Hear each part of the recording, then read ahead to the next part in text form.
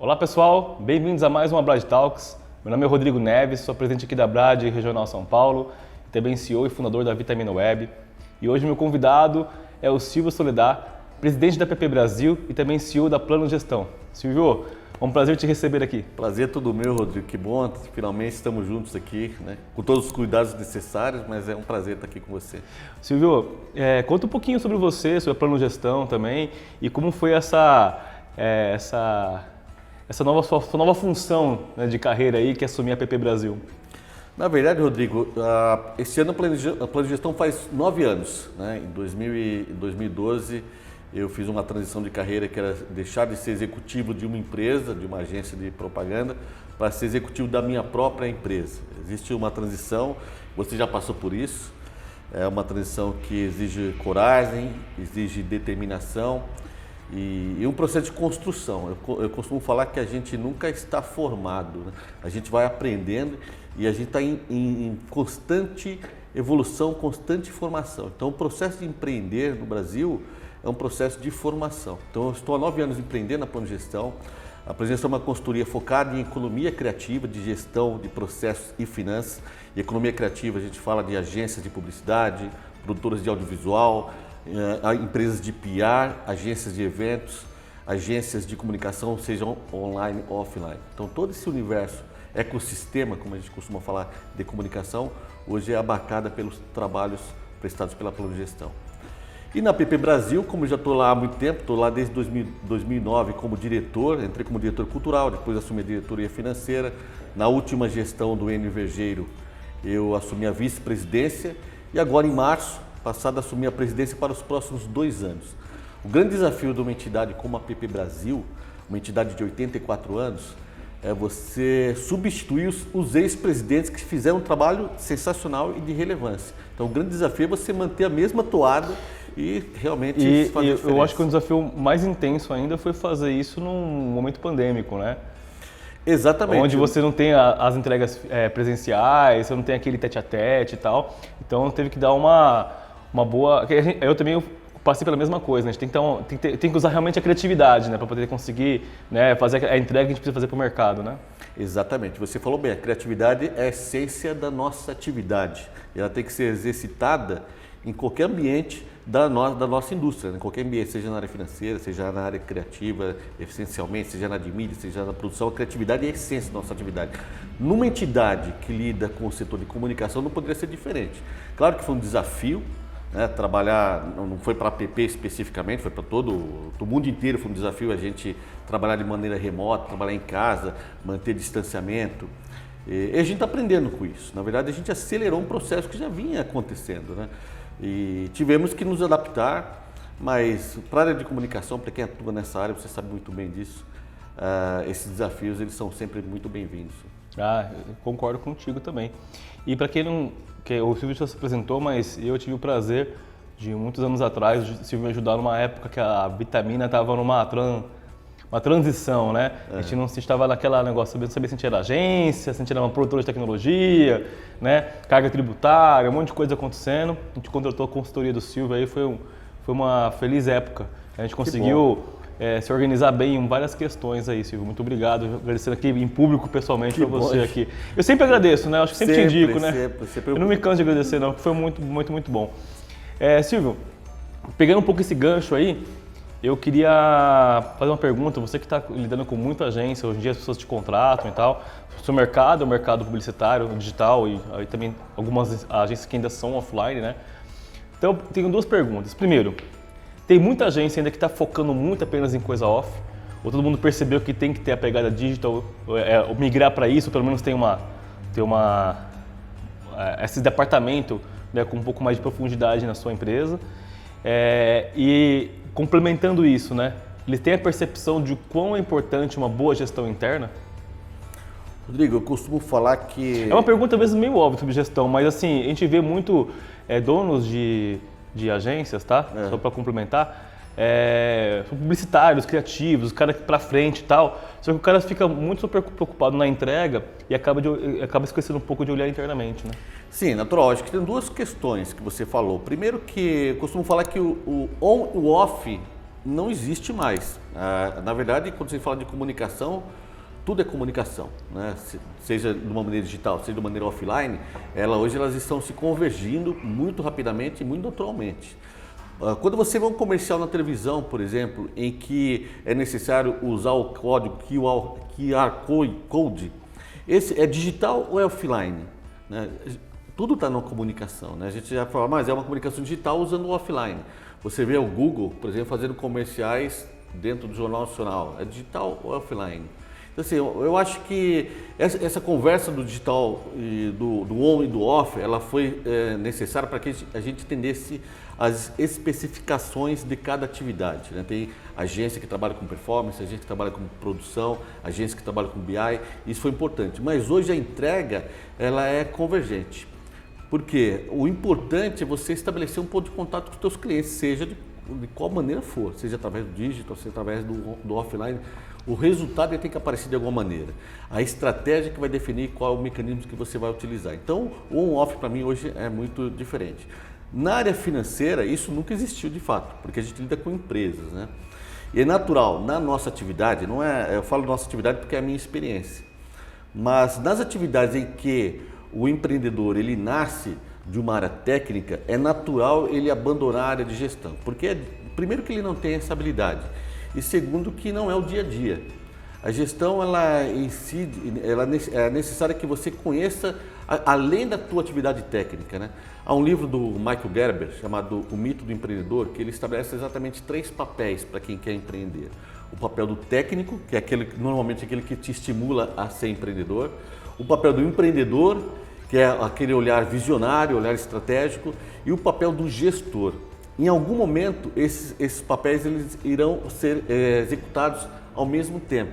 Você precisa saber qual é o melhor momento que você é o gestor, qual é o melhor momento que você é o técnico, qual é o melhor momento que você é empreendedor. Mas não tem como você dissociar desses papéis. Quer empreender, você vai ter que passar por essas disciplinas, necessariamente. Senão não vai dar certo. Então, não adianta você ter um sócio que cuida da área financeira. Se você é empreendedor, você precisa conhecer a área financeira, você precisa conhecer a área de RH, você precisa ser um vendedor, você precisa ser um estrategista. Eu acho que até porque, assim, se você não conhece a área financeira e algumas coisas, né?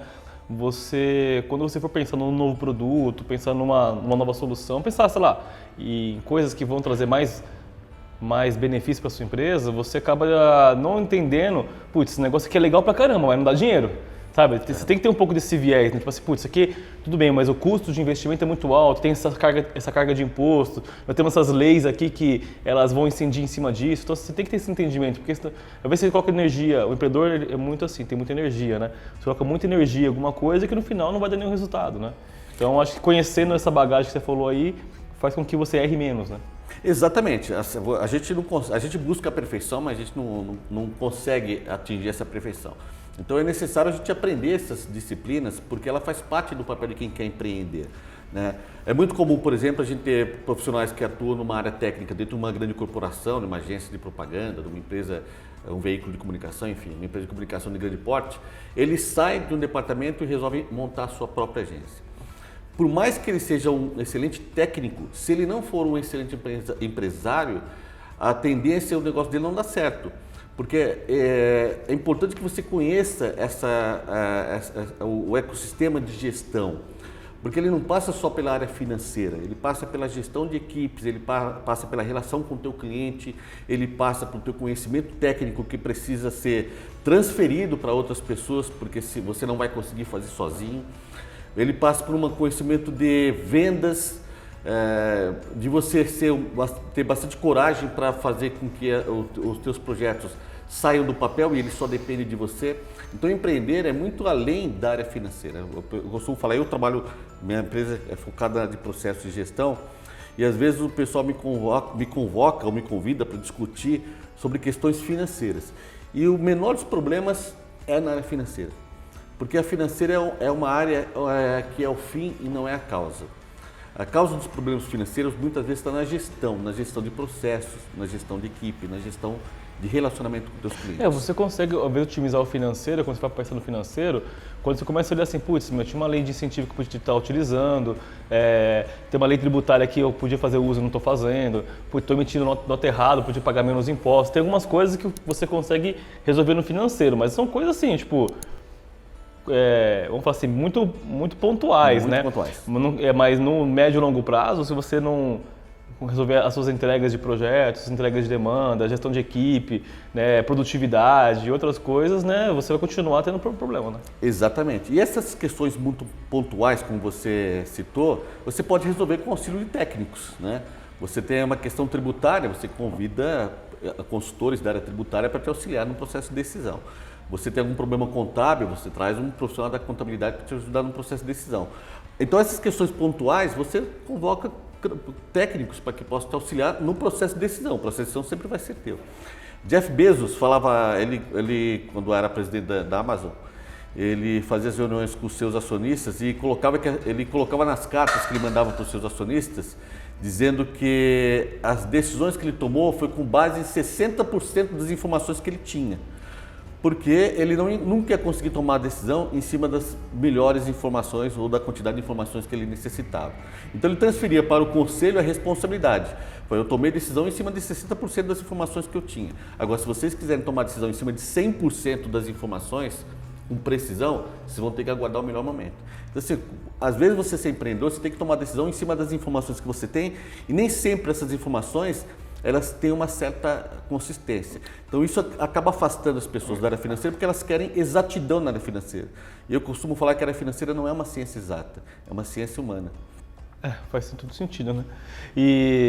Mas realmente empreender, né? Se você quiser empreender, até para quem está nos assistindo aí, está começando sua agência, sua empresa na área, empreender, se você não quiser correr riscos, nem comece a empreender, né?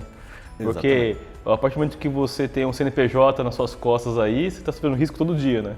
Exatamente. Você quer empreender, você tem que assumir risco. Eu diria o seguinte, se você quer exercitar uma carreira, você tem que assumir algum risco, né? Empreender implica em você assumir mais riscos, né? Porque você tem pessoas envolvidas, você tem clientes envolvidos, você tem o teu projeto de vida que às vezes pode mudar, né? A tua carreira ela pode mudar, de repente chegar um momento que você não quer mais isso, quer fazer uma coisa diferente, isso faz parte.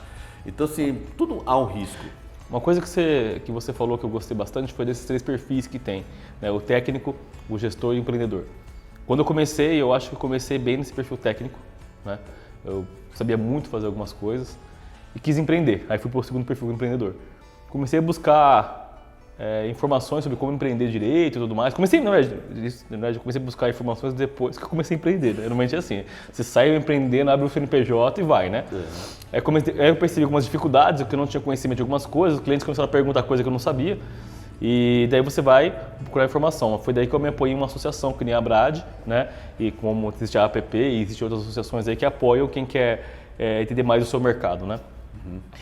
E daí o terceiro foi a questão do gestor, que a gestão em si, a gestão de pessoas, a gestão humana, a gestão de recursos profissionais, de empresa, você aprende muito com o tempo, aí não tem jeito, você não vai aprender tipo, do dia para a noite, não é com uma faculdade que você aprende isso, você aprende vivendo, né? E daí eu fui adquirindo isso com o tempo, né? Só que eu fiquei por muitos anos sozinho, né? Hoje eu tenho um sócio tal, que me ajuda em algumas questões, só que eu fiquei muitos anos sozinho. Era eu, né? E isso faz muita falta. Assim, a troca faz muita falta, né? Você acredita que é interessante, mas assim, complementando a minha primeira pergunta, ao mesmo tempo que faz muita falta, eu apanhei tanto. Sabe aqueles videozinhos que passa que o empreendedor apanha, sai todo esmurrado, não sei lá o quê? Eu fui igualzinho, entendeu? Você apanha tanto que você aprende, você fica calejado demais. Então eu me dei muito ao desfrute de apanhar bastante e entender como é que as coisas funcionam. Mas eu vejo muito empreendedor que começa e ele busca em um sócio a sua complementariedade. Putz, eu sei técnica, mas não sei vender. Putz, eu sei técnica, mas não sei cuidar da parte financeira e contábil e gestão. Ele procura isso. Eu sei que não tem fórmula perfeita, mas você acha que quem quer empreender é legal a pessoa primeiro apanhar um pouquinho antes de buscar um sócio, alguém para ele entender qual que é realmente a sua verdadeira complementariedade? Ou seria legal sempre ele já começar com alguém que já tem uma certa bagagem, que pode já complementar ele para errar menos, entendeu? Porque eu acho que errar faz parte do processo, né? Sim, errar faz parte do processo e não tem como você acertar 100% do tempo, né? Para quem quer empreender, tem que ter essa noção de que o erro faz parte do processo de evolução, de correção, de melhora. Você achar que vai ser 100% de novo perfeito, não existe. Então, por isso que para empreender você precisa de uma certa dose de coragem, porque o erro é inevitável. O erro tanto das suas decisões, como das decisões da tua equipe, como das decisões que você acha que está certo e aí depois você percebe que está errado, então você toma uma decisão sem saber que ela está certa ou errada. Eu costumo falar que o erro, no bom sentido, ele é sempre bem-vindo. É necessário que as pessoas errem para poder melhorar, né? Senão não há um processo de evolução natural. A diferença é que quando você empreende é que você assume essa responsabilidade pelo erro, né? Quando você é um funcionário de uma empresa, você tem medo de errar, porque a nossa educação corporativa ela foi formada em penalizar o erro. Então, quando nós estamos numa empresa de grande porte, o que você faz é proteger a tua carreira. Então, você se aventura menos, você erra menos, você transfere a responsabilidade muitas vezes para o teu gestor. Quando você vai empreender, você não tem a quem transferir essa responsabilidade. A responsabilidade é tua. Então, é muito comum as pessoas demitem funcionários porque eles erram, né? Então, você precisa entender o motivo do erro. Se o erro foi o erro no bom sentido, tentando acertar... É um jeito, né? É natural. Mas se o erro for para prejudicar, é diferente. Né? Exatamente. Mas a nossa educação corporativa, ela ensina o contrário. Ela ensina porque a gente tem que proteger a nossa carreira. Então, é muito comum a gente evitar a exposição no ambiente corporativo, quando você é funcionário, justamente para que você não corra risco de perder seu emprego. Por isso que nós temos hoje equipes que dependem muito da gestão. Ô Silvio, na nossa área, falta gente, né, para tudo, né? Na nossa área. Eu acho que assim... Quando falo nossa área, área mercado digital como um todo. Né? Falta gente para boas de criação. Quando eu falo boas, tem muito designer bom, mas o cara para fazer um layout leva tipo 2 semanas, enquanto um, sei lá, faz em 1 ou 2 dias uma coisa e ganha aquela produtividade que rentabiliza aquela coisa toda. Nós temos gestor de projetos. Tem muita gente que gerencia um projeto, mas gerenciar com eficácia mesmo é difícil. Né? Programador, não vou nem falar nisso porque programador é mosca branca. Né? E por aí vai. Né? Eu acho que assim, fica sem emprego quem quer, né? Porque assim, você tem hoje em dia muito curso disponível, quase, até gratuitamente, né? Você tem muita gente precisando contratar, né? Talvez as pessoas não sabem procurar corretamente, não sabem vender seu peixe, mas tem mercado, né? O que eu vejo um pouco é um superfaturamento salarial, sabe? Eu acho que assim, não sei se também porque o mercado tá subindo um pouco todos os preços, mas os valores salariais no geral estão muito altos, né? Porque por causa da escassez de mão de obra. Isso aí é uma coisa que vocês também vivenciam, você vivencia muito nas agências que você atua e tudo mais? Sim, sim. A questão da mão de obra, Rodrigo, ela tem a ver com muito da porteira para fora, né? A gente sabe que nós temos no Brasil um problema de educação gravíssimo, né? Uma das missões da APP, por exemplo, diminuir esse distanciamento que há entre a academia e o mercado profissional, porque a gente sabe que a formação acadêmica é insuficiente. Isso não é culpa tua, não é culpa minha, é culpa do onde nós vivemos, né? Esse é um fator. Então a gente vai ter falta de mão de obra, sim, não tem, é um problema que nós vamos ter que enfrentar. A questão a gente não pode mais depender do autodesenvolvimento, esperar que o colaborador procure se capacitar, porque a gente sabe que no dia a dia, Rodrigo, você já passou por isso, a gente não dá esse tempo para que o nosso colaborador se prepare, né? O cara trabalha 8 horas em média, talvez na pandemia agora você está trabalhando um pouco mais, 8 horas em média. Em que momento ele vai conseguir se especializar? Em que momento ele vai conseguir se capacitar através do processo de autodesenvolvimento? Ele vai ter que se afastar do dia a dia, talvez 2, 3 horas, para buscar essa capacitação. E às vezes a empresa não tem esse tempo para disponibilizar para esse colaborador. O que acontece no momento atual é que as corporações devem assumir a responsabilidade pela capacitação da tua equipe, se ela quiser ter gente para trabalhar. Não é à toa que a Magalu comprou uma escola de desenvolvimento de capacitação profissional. Ela não está preocupada que essa escola vai ser um negócio para ela, pelo contrário. Ela está preocupada em formar sua própria mão de obra. Não é porque outras empresas, outras corporações estão adquirindo escolas ou se associando a escolas como XP, por exemplo, que é para preparar a sua mão de obra, porque se você esperar um processo de autodesenvolvimento, que é o que a gente prega como empreendedor, como empresário, vai demorar mais tempo. Né? Então, se você tem pressa, você precisa preparar a tua é engraçado, né? Assim, quando fala antigamente, parece que a gente é muito velho, né? Mas eu sou novo, né? Você também é um rapaz novo também. Então, assim, mas eu sou de uma época, né, que a gente tinha que batalhar muito para ter o conhecimento, sabe? Você tinha que correr atrás. Então, assim, você tinha que estudar, trabalhar o dia inteiro, estudar à noite, fazer curso profissionalizante de final de semana, fazer trabalho na madrugada.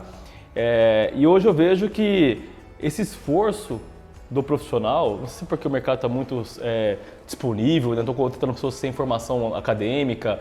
Porque acontece, né? A pessoa já sabe fazer alguma coisa, você não se preocupa mais se ela tem faculdade ou não. Sim. Eu também não me preocupo muito, vou ser bem sincero, né? Se a pessoa sabe fazer um bom trabalho, ele é um bom profissional.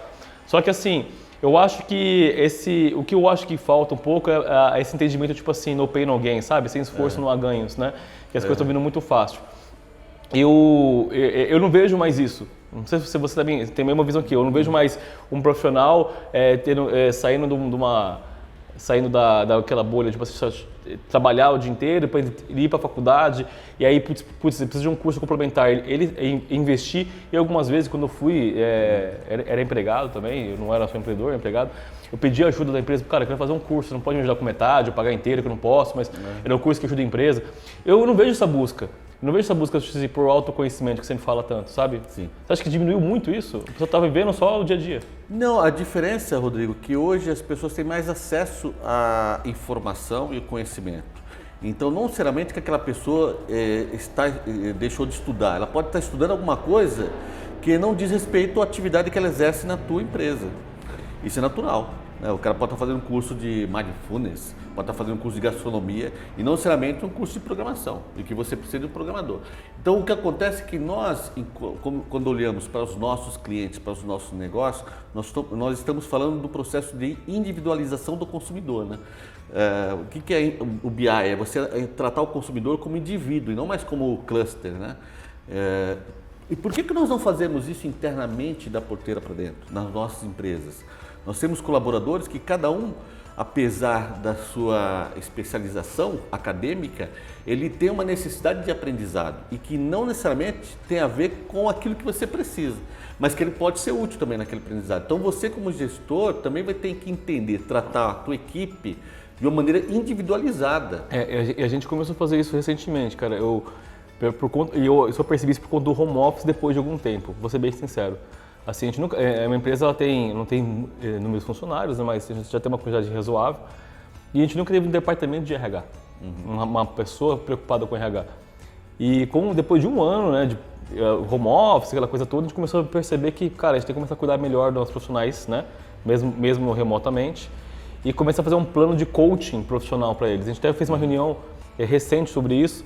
A gente contratou a pessoa de RH, já está trabalhando individualmente com cada um, justamente para tentar trazer essa questão, né?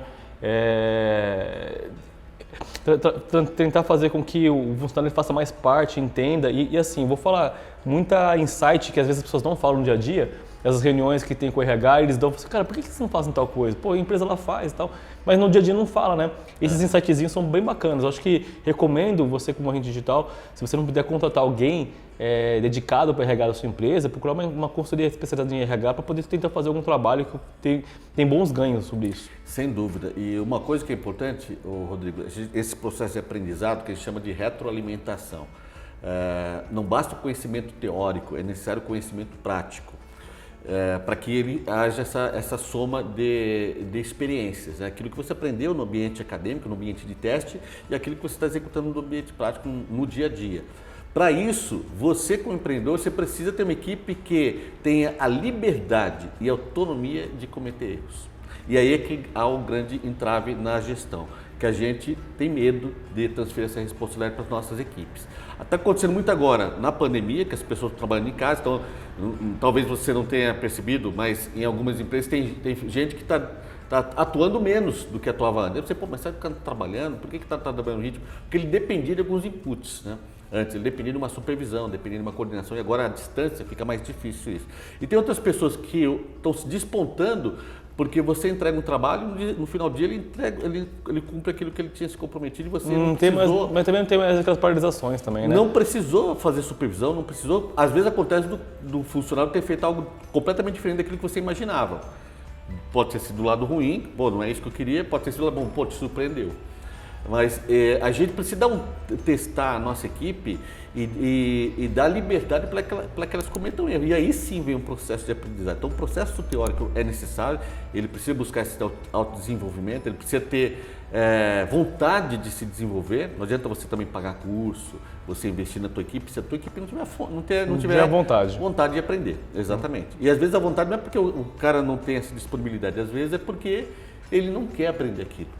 Ele quer usar o tempo dele para fazer outra coisa. Então você precisa entender isso. Essa é a nossa dificuldade. Então a gente vive nesse dilema. Eu preciso de gente boa. Mas onde é que você vai buscar essa gente boa? Vai buscar no mercado? Você vai ter que pagar mais para trazer um cara que é aquilo que você precisa. Então, Silvio, para a gente encerrar o nosso papo aqui, que nós estamos chegando no final, eu queria que você desse uma dica para quem está nos assistindo aí, de empresas digitais, empresas de comunicação, se tivessem que ter um olhar focado, né, em 3 situações da área financeira, onde ele poderia começar a observar pontos de melhora? Beleza. Rodrigo, você vê que eu sou o cara da área financeira, o papo aqui era sobre a área financeira e o que a gente menos falou foi da área financeira. Para você ver como existe um macro muito mais importante, né? Exatamente. Tudo que nós falamos aqui, eu vou dizer o seguinte, é da área financeira. Né? Quando a gente fala de gestão de equipe, gestão de relacionamento com teus clientes, gestão da sociedade. E aí você tinha feito uma pergunta para mim que eu acabei não respondendo, que é a questão da solidão de quem empreende. Né? Hoje você não precisa ter um sócio, mas você pode, através da tua corporação, montar um conselho consultivo. Hoje eu, por exemplo, participo de vários conselhos de empresas de menor porte, e não como consultor, como conselheiro. Porque justamente por causa desse dilema da solidão que o empreendedor sofre. Pô, mas eu preciso de um sócio?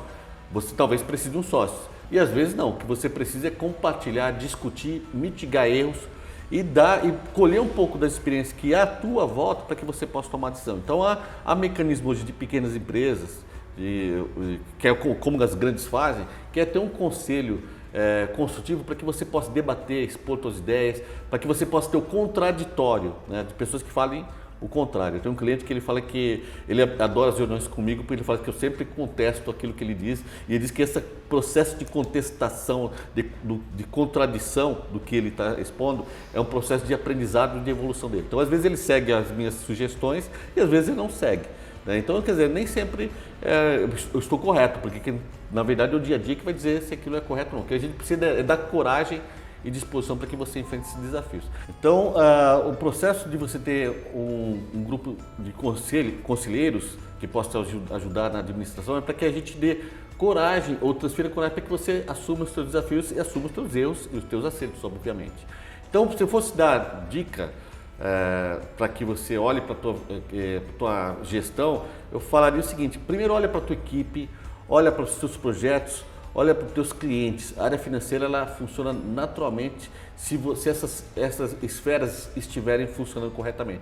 E aí você precisa conhecer, você precisa transitar pela gestão, precisa transitar pela área técnica, que é naturalmente a tua área que te estimulou a ser empreendedor, e efetivamente ser um empreendedor, ser um visionário, olhar para frente. Então essas 3 dicas são fundamentais. A área financeira é uma área técnica que exige que você transite por ela, que você conheça, mas você não vai ser um executivo financeiro, senão você vai ter que trabalhar num banco, né?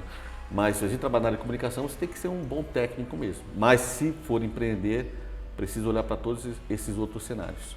Silvio, obrigado pelo nosso papo hoje, foi um prazer te receber aqui. Prazer foi Com certeza vamos marcar mais vezes aí. Com certeza, tá? Obrigado. Eu falo bastante, eu me empolgo, mas estou sempre à tua disposição. Bacana. E para quem está nos assistindo aqui, não deixe de seguir a Brad aqui no YouTube, seguir nossas redes sociais e também deixe de visitar nosso site. Se você quer um agente digital, se associe à Brad, a gente tem muito conteúdo, tem muita informação importante, tem grupos de networking, a gente faz muita entrega legal para o mercado e você participando, você vai nos ajudar cada vez mais a entregar melhor. Tá? Muito obrigado e até o próximo Brad Talks.